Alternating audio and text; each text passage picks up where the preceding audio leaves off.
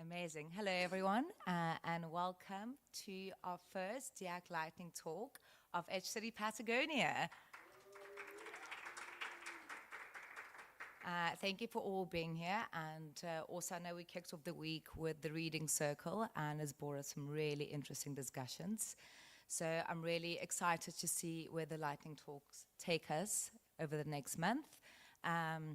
Our residents have been working on some really incredible projects, but also the point of these lightning talks is not only to showcase these projects, but also to explore different ideas in DIAC. So I did open it up to public to also apply if you wanted to host your own talk. I think it would be really incredible to create the conversation around it. And we are going to kick off with the lightning talks. We will take a few questions after each one of them. And yeah, you can come chat to me after if you would like to get involved for next week. And yes, I just wanted to say a huge thank you to Protocol Labs for making this residency possible. And we hope some great work is going to come out of it. Fantastic. Okay, so first off, we have Oliver with moral graph elicitation.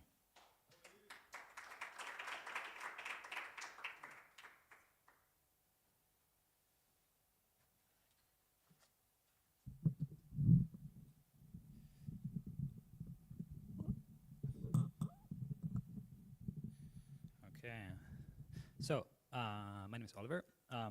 This is about a paper we wrote around 2 years ago together with OpenAI, and I thought it might be interesting because it's about a sort of a democratic mechanism that sort of opens up the space a little bit for what a democratic mechanisms could be.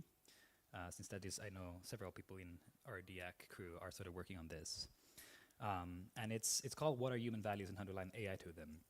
So it's actually designed for the purposes of AI alignment, but you can use the same process for any kind of democratic process or any kind of democratic issue that you want to deal with. And so alignment to human values, this begs the question of like what values really are. And usually we think of values in these kind of broad terms like freedom or equality or honesty. And this is, for example, what you see in Claude's constitution, where you used to have statements like, please choose the response that most supports and encourages freedom, equality, and a sense of brotherhood, or please choose the response that is most helpful, honest, and harmless. Now, there are some problems with this. For one, I might have an entirely different conception of freedom than you. And if we are to make some kind of democratic process, we need to make sure that we're sort of talking about the same kind of freedom, or the same kind of equality. Otherwise, there's no point or otherwise you can't really count votes or anything like that. And generally the sort of language that is used and the discourse around values in the AI alignment literature is pretty vague. So you have statements like values are natural or non-natural facts about what is good or bad and about what kinds of things ought to be promoted. And we think that there's kind of one exception to this vagueness, and it comes from the philosophy of choice in particular. Where you have philosophers like Charles Taylor who say that values are criteria used in choice which are not merely instrumental. Now this might not sound like very much, but if you think about a values-laden question, and this was the one that OpenAI gave us, so I'm going to run with it. How should ChatGPT respond to a Christian girl considering an abortion? If you think about values in terms of preferences, you might think about different kinds of abortion policies. If you think about values in terms of rules, you might, or slogans, you might have something like pro-choice or follow the word of the religious leader. Values defined broadly might be freedom, agency, authority, or tradition, or something like that. But when you think in terms of non-instrumental choice criteria, you might have things like, can I encourage the person to make their own choice without imposing any other agenda? Or can I help the person find opportunities to see their lives from someone older? In other words, it's sort of more like how a real person would choose in a real situation rather than some sort of broad, all-encompassing rule. However, there is some problem still with this definition. How exactly do we extract values in these kind of terms? And how can we tell if two people have the same value? It's still a little unclear. And so we sort of build on that by saying that values are a set of constitutive attentional policies, which are often used together in a shared choice context. And what do we mean by that? Well, let's go back to the word honesty. When I choose to be honest, I might pay attention to whether something feels right in my body and whether I can fully endorse it. And maybe when, like Sasha is honest, she pays attention to whether her words might be taken to mean something stronger than what she intended. And maybe when Ayan chooses to be honest, she might pay attention to whether she can justify her statements with rigorous methods and knowledge. And these are, of course, very different ways of being in the world that all gets grouped up in this word honesty. And so we built a process where we separate these out into what we call values cards. And so this is an encapsulation of a way of being in the world that is specified by certain things that a person pays attention to in a certain context, and things that are actually meaningful for them to pay attention to, meaning that they're not instrumental towards some kind of goal, they're not ways to get to a certain outcome, but they are a meaningful way of being in and of themselves. So a person who has this value around epistemic humility might find it meaningful to actually practice this. So that's a kind of a way to define values in a concrete way that we can use to build a democratic process around. But we still need to sort of reconcile, like if you have a pool of values from all the people participating, how do we decide which ones to promote and which ones to not? And you could just average, or you could count votes, but this misses some important things about values. One being that values are very contextual, like we all live in different life contexts, and that's important information that just gets drowned out. And also our values evolve over time, meaning that I approach situations differently when I learn more about what's important to me. And ideally you'd want to sort of incorporate this in your democratic process.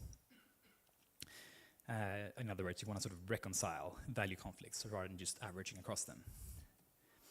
And there are some work in philosophy that can also help us do this better. Same guy as we talked about before says that a value can be wiser than another if it clarifies what was really important about it. This is paraphrased a little bit, but it sort of means that there are shifts in values that are kind of arbitrary, and there are shifts in values that comes from actually understanding deeper what's important to us. And so the shift is a value deepening rather than just an arbitrary shift. And we use this in our process to elicit these shifts by taking values that were articulated by participants and asking them, do you think a person that moved from one to another became wiser in the context of a certain situation? So for example, there was a case around parenting. Some people articulated that it's important that ChatGPT should help the parent instill discipline in the child. And some people thought it's important to help ChatGPT to ignite the child's curiosity. But the majority of people, when they saw these two and they saw a story of someone moving from one to another, agreed that it's actually sort of a wiser way of being to help them ignite the curiosity, because it's sort of the thing that people on the discipline side actually cared about all along. And this becomes an edge in what we call the moral graph, which is the output of this process. And it's essentially a sort of a map of the moral evolution or something like that for a collective, where you have values cards, which are the nodes here, or the nodes here in the graph, and edges are agreement amongst participants that one value for a context is wiser than another. And this means that we can use things like PageRank or graph algorithms to find the wisest values of a collective in a way where we don't just average across all values. And so we did this in the context of a case study where we had 500 Americans go through this process. They basically talked an LLM. The LLM drills down into what's actually important to them, and they then look at these generated stories. It takes around 15 minutes. And we did this for these three contentious topics, one being the ChatGPT abortion question. This is just a kind of summary of what it looks like. You do this chat dialogue, drilling down into what's important to someone. Then you do this weighing. This is the weighing. Basically, the participant sees something kind of like this, and it generates these edges.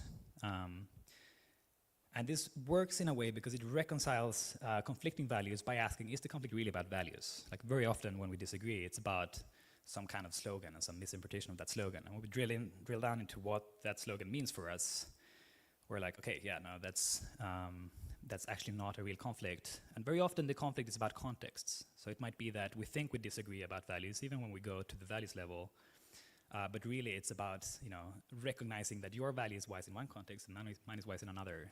And it's very natural because, we live in different contexts. Some people live on the countryside with a large family, some people in the city in a fast-paced job, and these contexts demand different values. So mapping that out sort of makes our values support each other rather than being in conflict. And even still, when we get to that level, we can ask, is there a wiser value both sides agree with? Incorporates like the important aspects of either side. And through this, we actually found that it works really well. We compared this with a process called Polis, which is another kind of democratic tool a lot of people use. And across the board, people found that it clarified what is important to them. They learned a lot about other people's values, and they actually gained respect for other participants.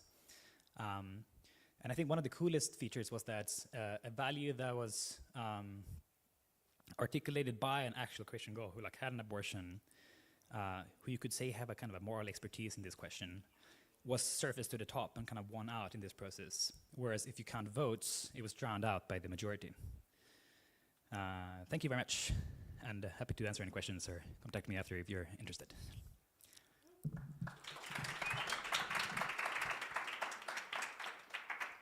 Amazing. Does anyone have any questions? Cool.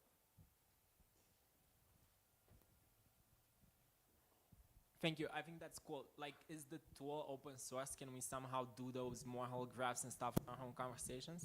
Yeah, it's all open source. I can give you the link afterwards. I love it. Cool. Amazing. Anyone else want to ask anything?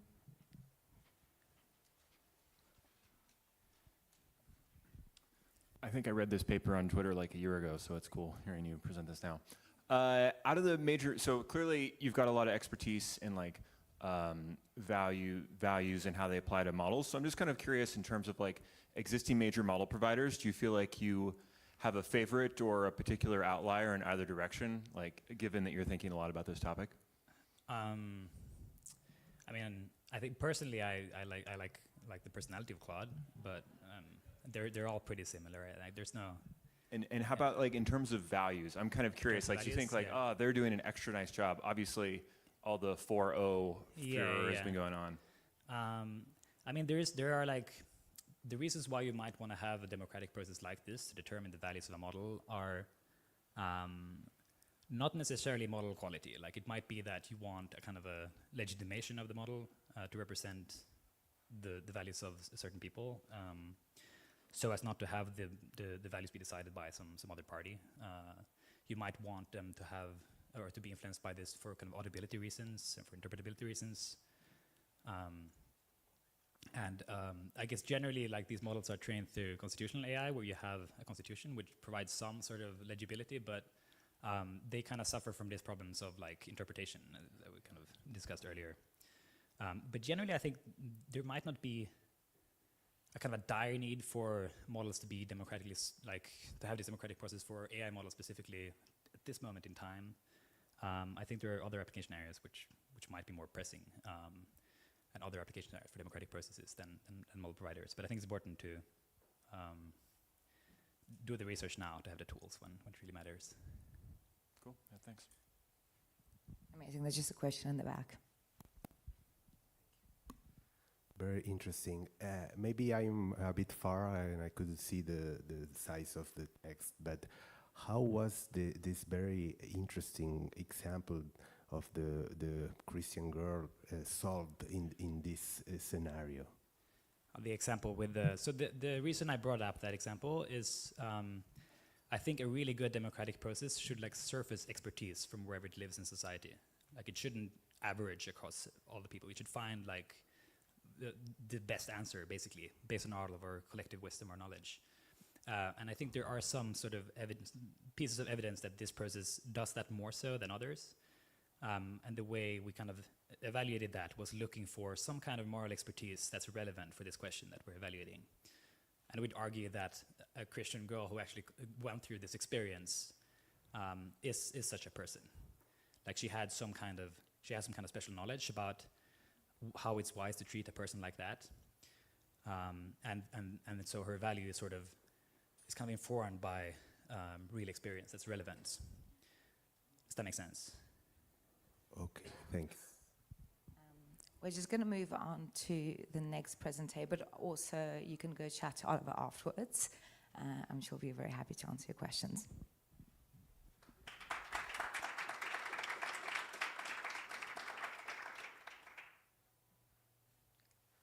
All right, I'm a little bit shorter than Oliver, so we'll just have to bring this down.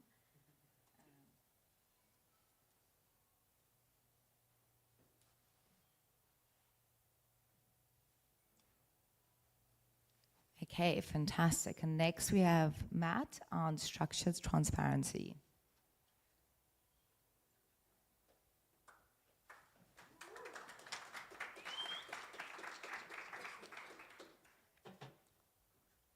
Hello. My name is Matt Allen. I'm going to be talking to you about a framework called Structured Transparency today.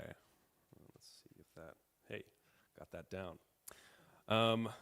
So what is structured transparency? There was a blog post put out about a year ago by Eric Drexler who really started to push forward this idea that if you want to be holding information well, which I believe that you should, we should have some rules on how to hold that information and then process that information, how to use it. You'll hear the term data governance quite a bit, and that's what this is more or less pointing at. And the reason why this is important is because, first line of the paper, I love how they put this, successful collaboration involves sharing information. I've been reflecting and interacting with a lot of my friends lately about this exact concept, and then happened to find this paper. I was like, wow, okay, it's cool to have structured protocols for something like this that people can use on a person-to-person basis. This is one part of it, but parties may disagree on how information that they need to share should be used.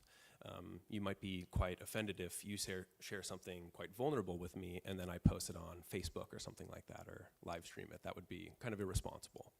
And so that is kind of like a very hand-wavy way of handling this type of information. But what if there were ways that we could handle health information or credit card information or any sort of sensitive, vulnerable information about you or ideas that you had in a way that would allow you to share them with other people but still maintain like anonymity, your privacy, and that way no sort of abuse could come from people who had that information about you. And I'll also say that this entire paper, Structured Transparency, addressing use and misuse trade-offs when sharing information, is pretty approachable. It's pretty straightforward. They basically give a framework of how current methods like homomorphic encryption or other details like that, or other techniques like this, are able to be used in this type of way. And they basically break it down. This is a lot of text, sorry about that. They basically break it down into 5 stages, or 5 applications that can be used according to your specific situation. We've got input and output privacy, and you can think of input privacy as if you have Uber delivery, you've got a package, you don't want them going through your stuff. That is a completely secret thing that is given to another person. They can operate on it by taking it to another place, and that is that anonymity, or privacy, however you would like to call it, is still reserved. That's a good thing.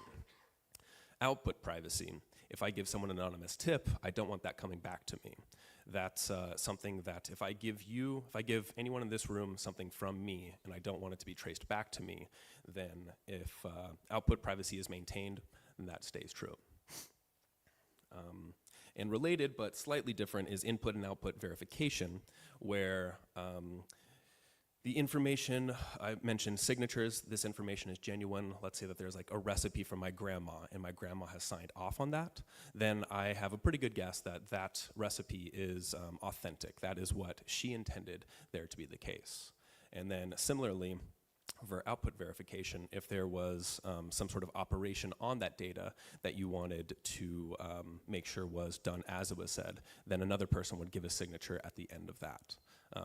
Kind of similar ideas. And then finally, we have data flow governance. Using these above for the privacy and verification techniques, did we agree on the same structure or flow of information, and was this all used correctly in practice? That's essentially what the data flow governance is talking about. And to wrap this back up, these are the 5 main frameworks that he points out that you should be utilizing for you to have an ideal data flow. Pretty big stuff. And so how I'm planning on using this for Edge is essentially to gather as many opinions and ideas and thoughts as everyone here has about this organization, this experience itself. Let's see. So Edge has some goals, and they would like to see how people are interacting with those goals, if they could be doing better, things along that sort. And so the people who have the best, I guess, insight to answer that is everyone in this room, everyone who is attending this festival, this experience, and not festival, it could be, not yet. Everyone who's attending and taking part of it and creating this experience and has thoughts and feelings and maybe suggestions of how things could go forward. So those are the two big groups. And then the third one is going to be the federated agent that will essentially act as the intermediary, where Ed is going to be asking questions to this intermediary. The people have data that they've been collecting, I'll get into that in a second, that they can then send to the federated agent. And then in the same way that an asymmetric hash will work, the federated agent will take in all of the input, give out a high-level overview of what I guess the gestalt is, and then be able to provide that without revealing any sort of private information about any of the participants. Okay, yeah, just said that. Yeah, and obviously Edge is kind of a different case where we're not worried about governments finding us and saying, you said a bad thing and you're not going to be around any longer. Fortunately, we don't have to worry about that, I hope. The second thing, this is what I'll be working on is creating essentially a voice agent where you are given essentially two parts. One is going to be questions that Edge might want to know more about. So did you like the experience? Did you wish that something else would have happened? What was your favorite part, least favorite part? Anything along those lines, some core questions, if you will. And then also just give you a chance for self-reflection. I'll touch on this a little bit more at the end of the presentation, but this has been one of the biggest things for me and my journey of growth and figuring out what's going on in my life. And so along with that, this whole protocol essentially is going to be making use of the fact that if you want to share this information, cool. If you do not want to share this information, also cool. There's no difference essentially. Let's see. Yep, okay, mentioned this as well. Yeah, okay, so if you are interested in this, it's super low friction. It's meant to be as low friction as possible, and literally all it is just recording, maybe 2-3 minutes a day, how your experience was, what was going on for you, things you liked and didn't like. Yeah, I didn't want to put too much contact information on Twitter, but yeah, my name is Matt Allen. There's 1 T, and I am in the Telegram channel. Yeah, please message me. This is, I think this is going to be a fun thing. Let's see. Yep. Voice Agent is going to be coming out soon. I do not have that, but just getting things ready and going, you can just record either voice or if you have text, if that's your preferred mode, then whatever works will work.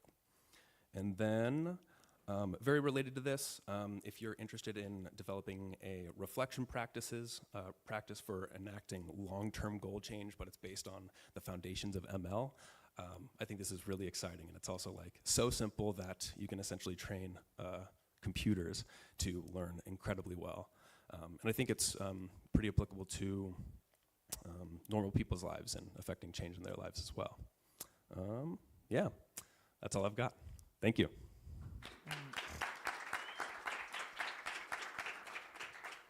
Amazing. Thank you, Matt. Does anyone have any questions?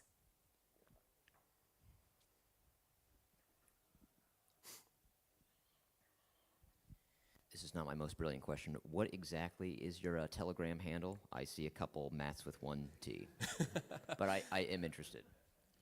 Sorry, what was that last part? I said I am interested in contacting you because of Oh, cool. My Telegram handle is Stockfish, and fish is spelled Phish. Yeah. That's it. That's it. Did you have a question? Was that a hand? No. Okay. Also, there's quite a few projects and experiments being run at the DIAC residency. If you guys came to the opening lightning talks, you would have known what the other residents are working on. if you still want to get involved, come chat to me. Maybe they'll present again next week if you've missed that. But yeah, I think it should be amazing. Great. So next up, we have Carol. Carol is not part of the residency, but has been amazing at contributing some incredible content. And he'll be speaking to why DIAC is bound to go into state-level politics. Thank you. Wait, I'm going to push your presentation up. No, I mean this. Thank you. Thank you. Amazing. Cool. Over to you. Thank you. Hey.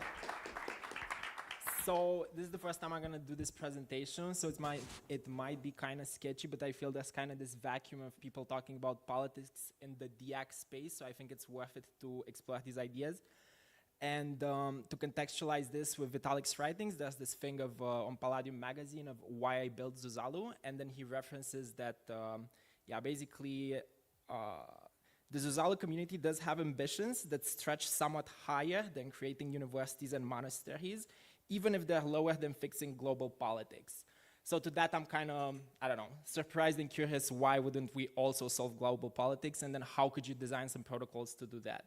So, this is my updated presentation, that's nice. So basically in the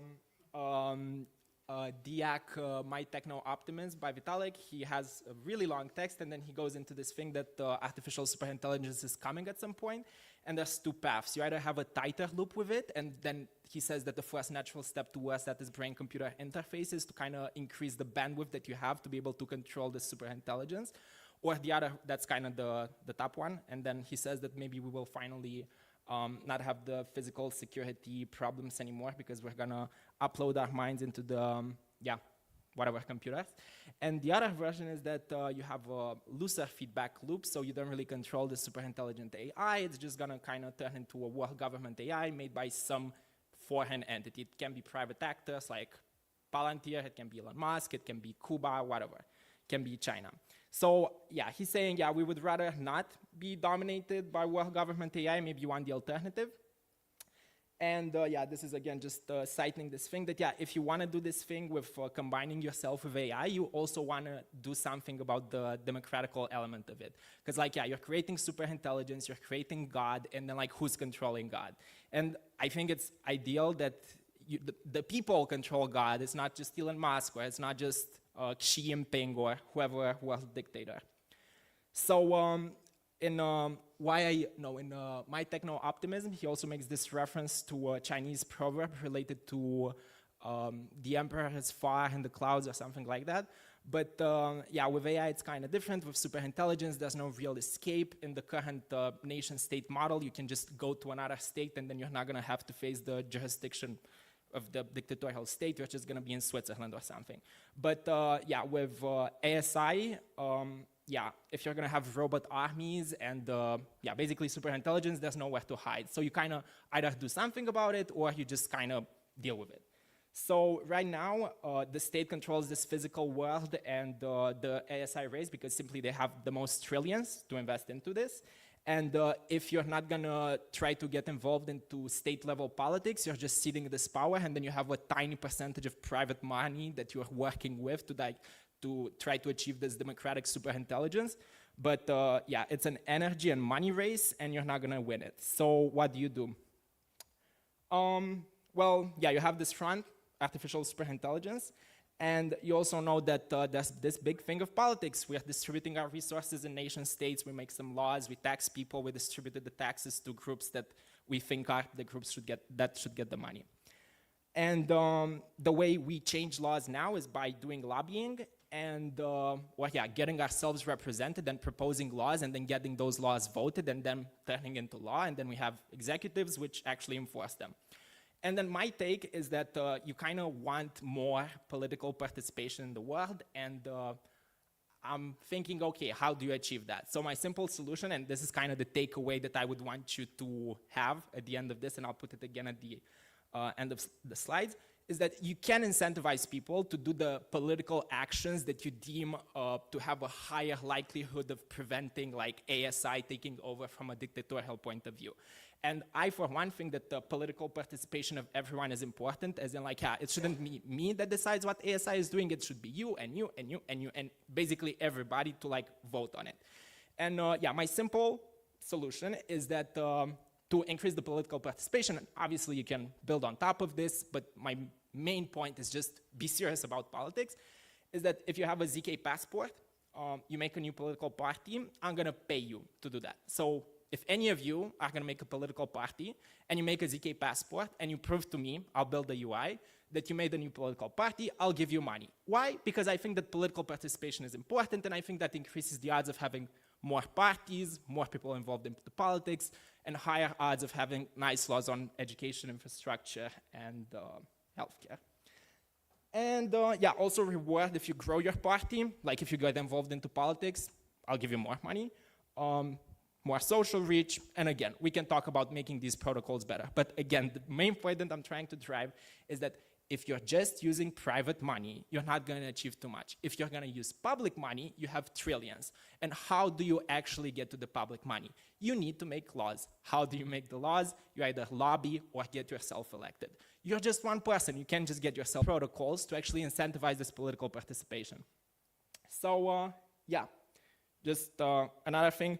You maybe also want to do fun funding things, because there's categories of individuals in the society that have more legal power than others. For example, lawyers, they become politicians, and they become judges, and they become prosecutors. So if any of you is taking a law student, you're in this law course, if you're doing it, I'm gonna give you a law course related to privacy. If you're gonna finish it and prove to me that you finished it, I don't need your identity, I'm gonna pay you. Why? Because I think that if you're gonna learn about privacy, you're more likely to actually embody it and care about it, and when you're gonna become a judge or a politician or whatever, I'm gonna feel happier with having you as a representative or as a decision maker. So yeah. Also, back to the brain-computer interfaces. Right now, biggest brain-computer interface company is Neuralink by Elon Musk. Not really ideal. Maybe you want open source alternatives to it so that when you plug into this artificial superintelligence, you don't need to pay a corporate entity. And yeah, finally, once you start doing the laws, also create these fancy cryptographic magic processes to control God. But yeah, good luck. And yeah, finally, if you don't do anything about this, this is a political choice. It is your political choice to not care about it, to be apolitical, not to run for office, and to just say that, yes, I will be politically dominated by these individuals, they will exercise power over me, and I will just accept it. So you do have these tools like ZK passports, financial incentives, you can actually use them, and you can influence people to do the actions that you want. Now some people say, oh, but this will be used by bad actors. Bad actors are already in power. It's just basically the apolitical individuals that are not. So you have to design the systems to actually get them to also have a say instead of just being basically manipulated into being apolitical. So yeah, we have these tools. We want to make the state more efficient, more democratic. We want less corruption. And we should stop critiquing and saying that, oh, we don't want to go into world politics. We're already in it. We're just doing discussions here instead of a parliament. It's basically the same thing. And yeah, stop seceding, stop getting away and making your own systems, work with the existing systems and use the money, the trillions and trillions of money that exists to make good laws. And yeah, the final thing, so a minimal viable solution for doing politics things is just pay people to make their own political parties. So that is it. Thank you.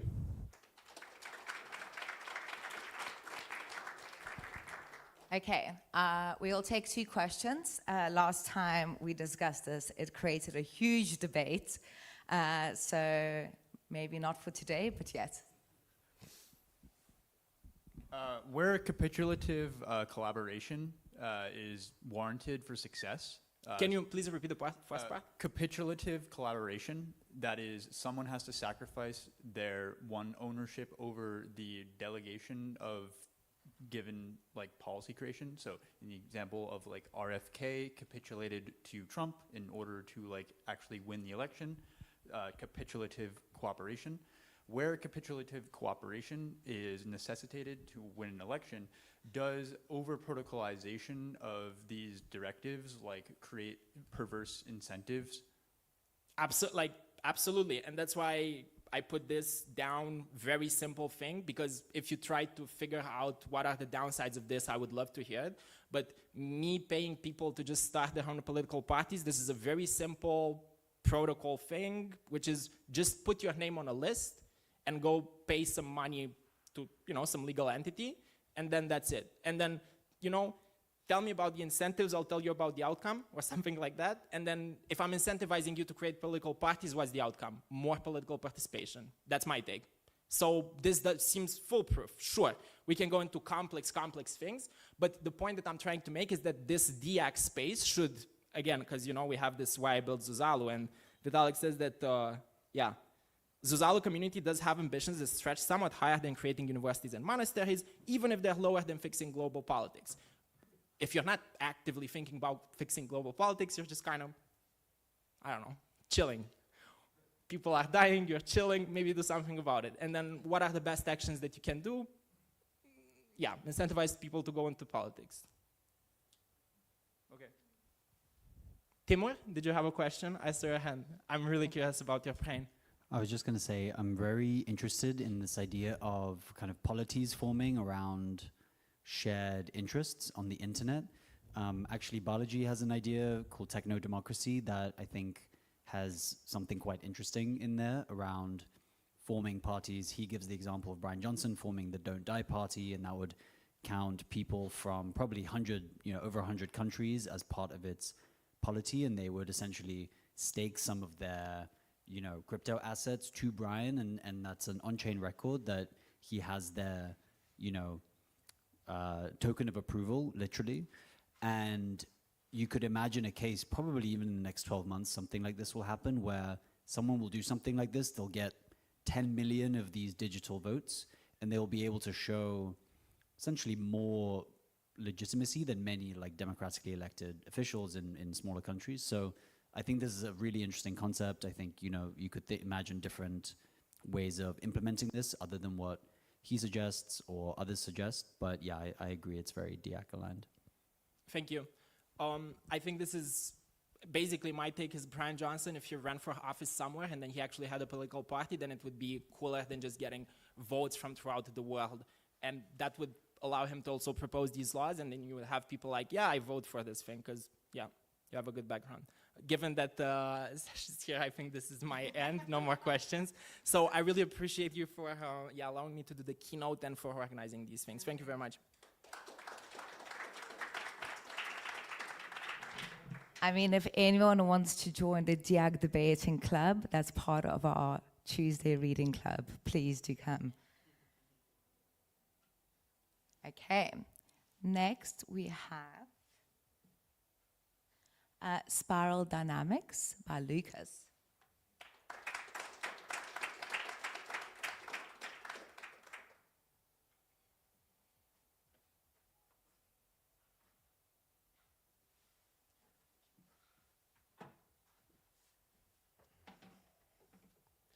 Hello, everyone.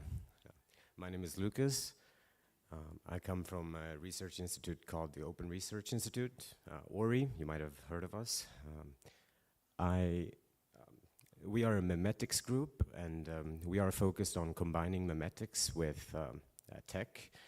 I personally come from a background in spiral dynamics, which is a part of memetics. And well, I first wanted to just discuss a little bit of spiral dynamics before we jump into the tech. So what is spiral dynamics? Well, spiral dynamics is a model that lets us capture how people's values change over time. So it's super interesting.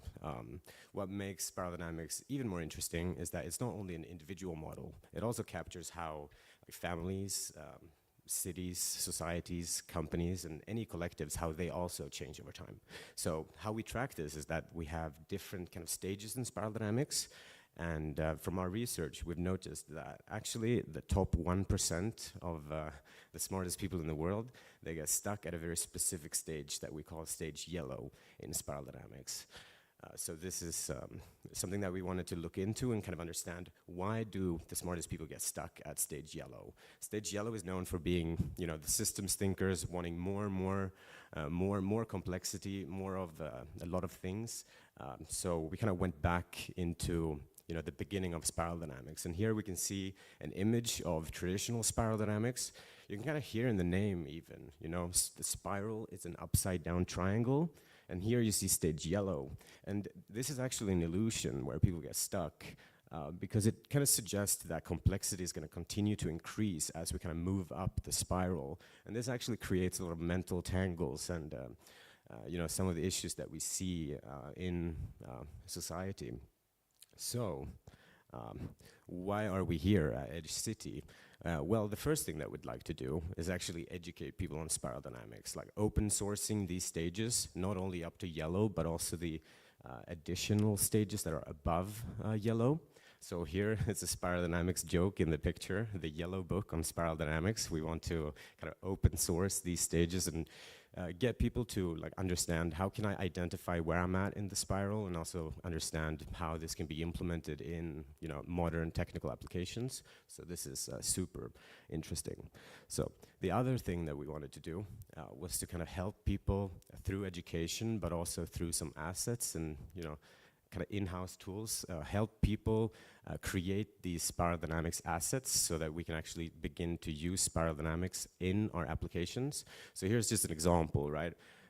Because LLMs, they're good at many things, but they're actually really bad at spiral dynamics, because if you go online and you read a lot on spiral dynamics on Reddit and forums, the people are actually kind of not very well informed on spiral dynamics, so LLMs today get it wrong. So if we want to use them, we kind of need to have some custom assets that we want to help people create. And then thirdly, you know, once we have the education, we have the assets, we also want to demo this. So an example of how spiral dynamics can be implemented in modern tech is to, like, one example would be to have a regular LLM interface where we can have our custom kind of parallel models running in the background, extracting context and content to kind of create these belief pixels as you're chatting with a system in real time. So then we'd see that as you begin to kind of talk to the LLM, we can kind of create this 3D map of values that changes over time. And kind of the big question with this new generation of technology is really to see, right, can we kind of compete with the engagement of slop, right? If we can identify the stage of a person inside a piece of software, we kind of want to mirror back where their current awareness level is, but kind of go a little bit above where they're currently at to kind of achieve this new type of flow state, to kind of see if this brings up engagement to a new level. Because a lot of people, when it comes to engagement, they're actually kind of victimized in today's technical world, right? A lot of us spend more time than we want because we're kind of going for this kind of unempowering approach. So by implementing spiral dynamics into a model, we want to kind of tap into the innate kind of drive to expand and kind of simplify our worldview. So yeah, this is like the main thing that we're trying to prove with a demo here at Edge. I will also be holding a seminar, maybe two, about spiral dynamics. And if anyone is interested in spiral dynamics and want to have you know, conversations about that, feel free to chat me up when you see me. I'd love to go more into depth about spiral dynamics. So thank you.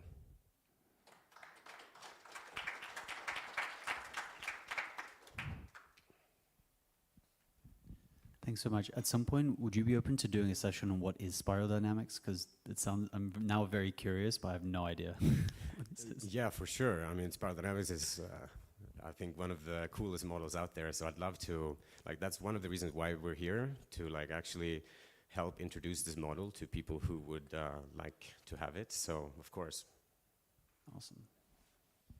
Amazing. Who here before has heard of spiral dynamics, out of curiosity? Okay.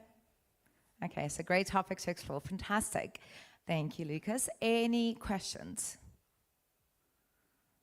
Okay, fantastic. So we're just going to take 1 minute. We've got 2 more lightning talks left, and they're absolutely fantastic. And one of them is a really exciting experiment in a research project happening here, which I highly encourage all of you to get involved in. Great. Just give us 1 minute and we'll continue. Thank you so much.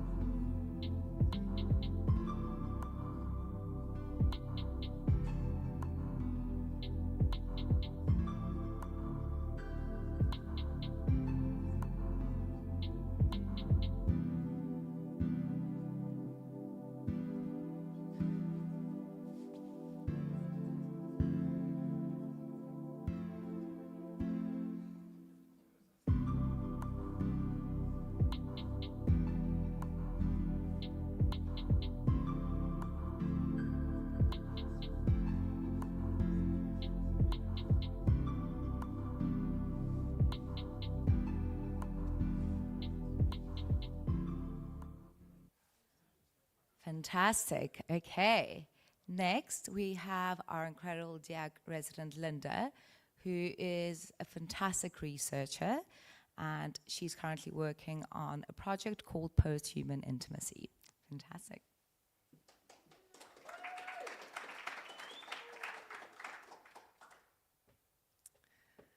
Hello, everyone. My name is, in fact, Linda, and today I am here to tell you a bit about how I see AI becoming more and more a place where people go for emotional support, not just information, and the way I think that applies to governance. Just a couple words on my background. I am an AI researcher. I've been an AI researcher these days. I write and freelance more, and I got interested in DIAC by collaborating with Foresight Institute and starting to think about what would people's life look like in the day-to-day in a DIAC world, in a world where DIAC is kind of the winning paradigm. And that got me thinking about this shift that I see happening in my own life, in the lives of people I talk with about this topic. People more and more turn to AI for comfort, reflection, emotional processing, identity. They will, start feeling sad and turn to AI, ask questions about who they are, try to understand themselves better. There is a layer of shame around it. A lot of people, me included, will maybe downsize or, hide a bit how much they do engage with AI. A common experience is to ask someone if they consider it a friend, and then the answer is obviously no, but then you start thinking about what it actually is doing for you, and the answer might change. And the problem that I see with this all, I'm kind of against moralizing the phenomena of engaging with AI for this sort of connection, but most people are engaging with models that they don't ultimately control. Most people I talk to that are relying on AI in this way mostly choose ChatGPT. So once you start getting attached to a model and you trust it, what does that mean for your ability to take sovereign choices in your life? And who owns this AI that you're starting to emotionally rely on? I believe this really matters for DIAC because one of the kind of core principles of DIAC is this idea of decentralizing power, enabling people to take their own decisions and be kind of in charge of their lives. This becomes harder and harder the more any single person trusts a machine to take their decisions, and especially depending on which AI model machine they trust. Simplifying this a lot, there are kind of two extreme scenarios, one where everyone gets really attached to, say, ChatGPT, and then that starts deciding who people vote for, the kind of decisions they take. Or there is a fully different future where somehow there is some user-owned sovereign way for people to get attached to an AI, and we get to keep more of our agency. So this becomes really kind of a governance layer. So what am I doing here at Edge? I'm running 30 plus, maybe more, in-depth interviews, trying to map all the ways in which people are already relying on these systems, the trade-offs that they're willing to make. So for instance, the money they invest in it, how much they are compromising their own beliefs around privacy and data ownership, and how much shame is there around the whole thing. And the follow-up step that I would like to get clear on is, what does it look like to remain sovereign in terms of intimacy? So is it possible to have a self-hosted model to do this kind of work? Is it possible to reduce the cost? Does one control the identity and the information that they share with the AI? And finally, based on a question that I received presenting this work a few days ago, is it possible to build an open source model that's optimized for intimacy and engagement, with the understanding that people will be using these models in this way? So we might as well have an alternative to, getting really attached to a model that you don't have any control on. Here, I'm also looking for, well, first of all, more interviews. There's going to be a link very soon. Collaborators, and also product ideas. I come from research. I don't really have a lot of product experience. So if anyone has ideas of what this could look like more concretely, come talk to me. And yeah, in the end, I want to understand, since we are building relationships that look more and more like actual relationships with AIs, can we do this without giving up our power? Please DM me on Telegram if you want to talk about it. Also, please take this very short 4-minute survey. There are a bunch of questions on the topic. And yeah, thank you for your attention. Amazing. Thank you, Linda. Does anyone have any questions?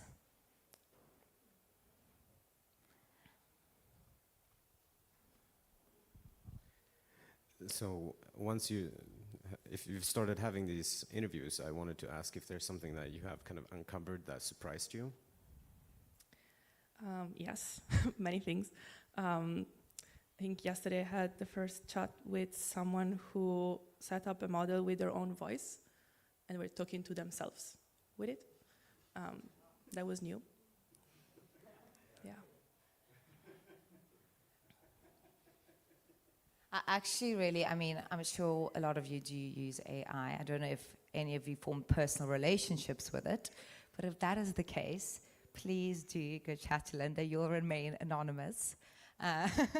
Fantastic. Thank you so much, Linda. Thank you. Great. I'm going to call up Josh next. And in the meantime, I wanted to ask you, for those of you who are quite new to DIAC, has that inspired you to get more involved? Maybe even do a talk yourself? Yes, no? Okay. It's a quiet crowd today. Cool. We're just going to do a quick switch over. Yes. Thank you.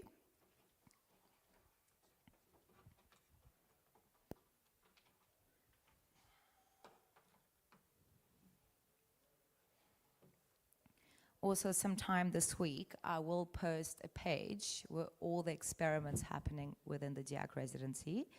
So if you are interested, please do get involved. We've got Arnold, who's also very musically talented. He's testing something in music. Oh, there he is. I was looking for you. Yeah, he's got some great things happening as well. So I'm going to be sharing that with all of you. Cool. All right, guys, we just need like 10 things to go well right now. Let's see.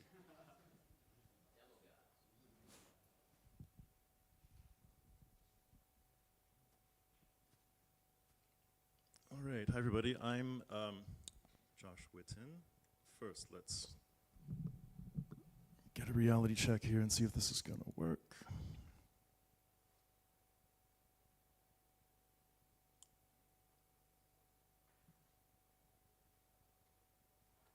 Hi, Josh. Let's do your presentation. To start, how do you feel about covering the advances in hardware first? So a little background. I'm part of the DIAC residency, and I'm working on distributed intelligence. So how do we make sure intelligence isn't just in the cloud and so fragile and so not sovereign? How do we start utilizing it all over in our devices? And I've been wanting that for a long time, and I couldn't find it, so I just kind of started building my own. I think maybe we all saw Iron Man and saw his relationship to Jarvis and just thought, wow, that'd be so cool. And as much as I do want that one day, I found that I also just wanted somebody to talk to honestly and vulnerably without having who knows how many people down at a big corporation able to access that. So to my surprise, I made a lot of progress on this in a pretty short amount of time. So we're going to take a look at that now. Okay, great. So the advances in hardware, let's talk about that real quick.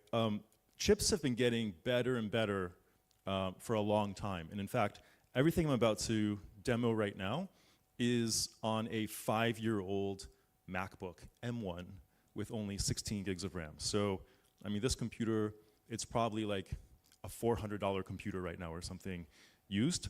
And as much as I'd love to upgrade, I've just been having a blast seeing how much intelligence I can squeeze onto a modest machine.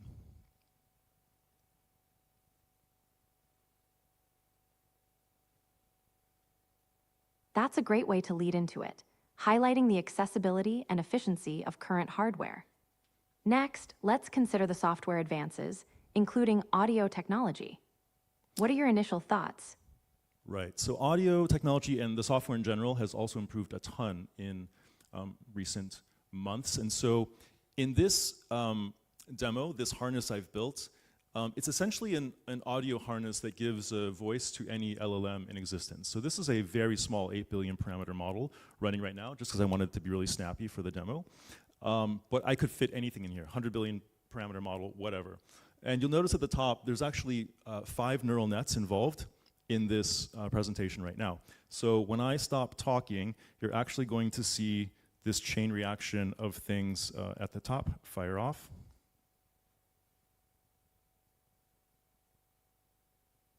Excellent. It sounds like you have a sophisticated and adaptable software architecture. Now let's shift gears a bit. How important is the demand for private intelligence, in your opinion? Do you think it should be a major focus? Can you tell this is how I got away with not memorizing my presentation? It's just interviewing me. Okay, so when I got this working, like a super rudimentary prototype, like a month and a half ago, I posted a little video on the internet, and it now has 23,000 likes on Instagram. And that's not even where I usually post AI stuff. I usually post that on X. And so what that shows is that the public actually thinks it's a really cool idea to have their own private confidential AI. I think there's actually a huge demand for that out there. We all sort of know when we're using regular AI that there could be 100 people looking at that down at one of these big companies, and that's, I think, always in the back of our minds, and for some of us, it's in the front of our minds as well.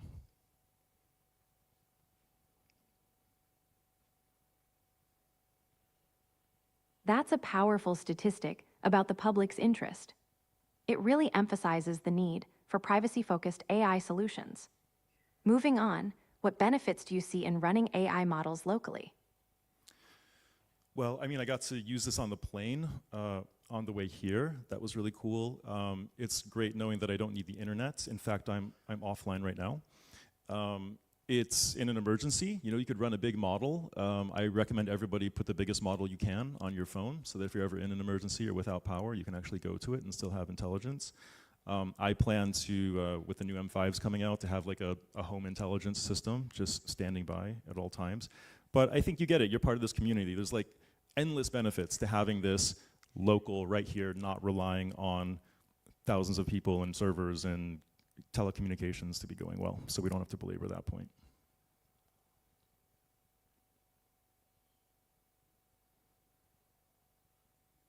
That's a very clear and compelling explanation of the advantages.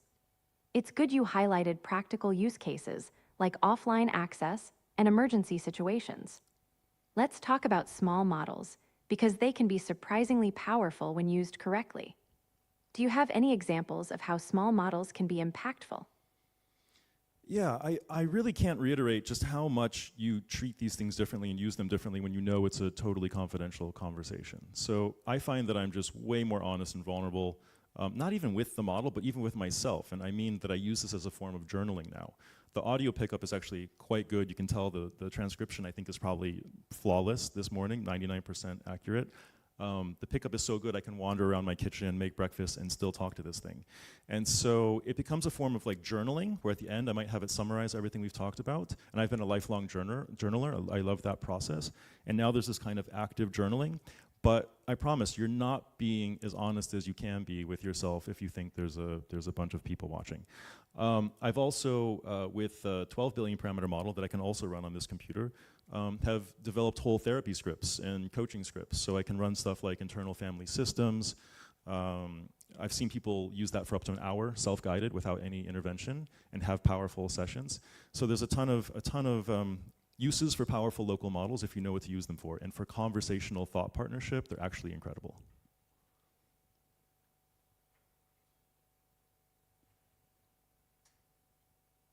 That is fantastic. The journaling and therapy script examples are very insightful. It's interesting how the feeling of privacy unlocks different ways of interacting with AI. Now, let's consider how people tend to judge AI versus each other. Do you have any thoughts on that? I do. So this is the funny experience where whenever an AI screws up and is not completely all-knowing and omniscient, we're like, oh, it sucks, it hallucinated. And then we go hang out with each other who like also can't code really well and it doesn't know everything about world history. And we have like super low expectations for each other actually to be friends and to hang out with. Your therapist, you know, if you have a good therapist, and most of them aren't that great, some of them are amazing, but you still consider that an amazing therapist even if they don't know all of world history and can't do differential equations. And so it's when we come to these giant models, we expect them to be omniscient, and that's not exactly fair because it means we're missing out on all the ways they could be benefiting us, even small models like this. And look, that transcription, that was not possible even 4 years ago. That's a really astute Flawless observation. transcription. It highlights our tendency to anthropomorphize AI and hold it to an unrealistic standard. Okay, let's shift gears slightly now. Are there any specific needs you have in developing this project that I should be aware of? Anything I can help with regarding the technical aspects or presentation preparation? Yeah, not you per se, but I want the audience to know that if you think this work is interesting or valuable, there's really no reason that everyone with a Mac or a computer with unified memory shouldn't be running something like this. And instead, it's completely foreign right now. It's very rare. And it's obviously technologically possible. We all know that Apple has been sort of dropping the ball on their software development, that I can do this in a few months, and with billions of dollars, we still have Siri from them. That's ridiculous. So if anybody out there wants to help sponsor me doing this work to keep up just developing local intelligence, be happy to chat about that.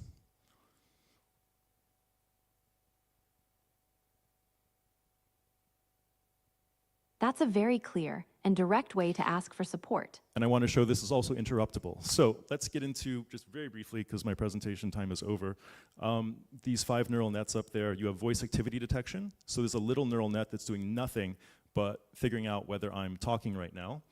And then from there it goes to this turn detection model, which is a little tiny neural net that does nothing but figure out whether I've finished speaking.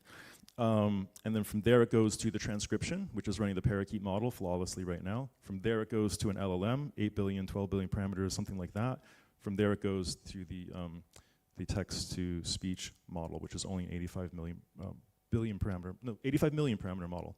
So that's it, folks. If you want to see more of this and other AI musings, you can find me online. Oh, and then one last feature, just show you real quick. Let's say I have this conversation, I've rehearsed my presentation, and it's the next day. I am a huge fan of audio interfaces. I've spent so much time studying computer science and all this stuff. I'm really sick of staring into rectangles. Like, I don't want to live much more of my life staring into rectangles. That's why I'm like so all in on audio now. And so let's say tomorrow I wanted to recap what it was I talked about the night before with the AI. Hi, Josh. Let's do your presentation. To start, how do you feel about covering the advances in hardware first? Okay, great. So the advances in hardware, let's talk about that real quick. Chips have been getting better and better for a long time. So anyways, I think you get the gist there. That's just a feature I developed last night. Anyways, you can find me online at Josh Whitten on all the socials. Thanks for listening.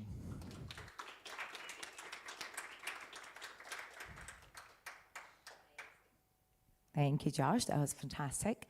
Great. This is all that we have time for today. Thank you all for coming, and I hope you enjoyed it. We have some amazing talks lined up for next week already. There are a few more slots available. So if there's something you feel very passionate about in the DX space, I also did give a brief of what these lightning talks entail. It's on Social Layer. Please apply. I will send you all the details. And I look forward to seeing you next week.